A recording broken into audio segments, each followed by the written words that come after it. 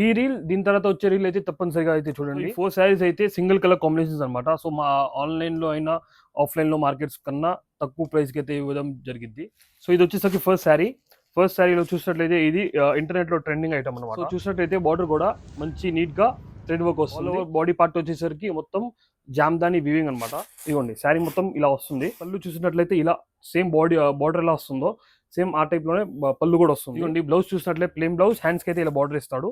So ఇది వచ్చేసరికి fabric కూడా గ్లాస్ టిష్యూ ఫ్యాబ్రిక్ అనమాట. ఇది వచ్చేసరికి ఫుల్ హ్యాండ్ వర్క్ శారీ అనమాట. సో ఫ్యాబ్రిక్ వచ్చేసరికి రష్యన్ క్రేప్.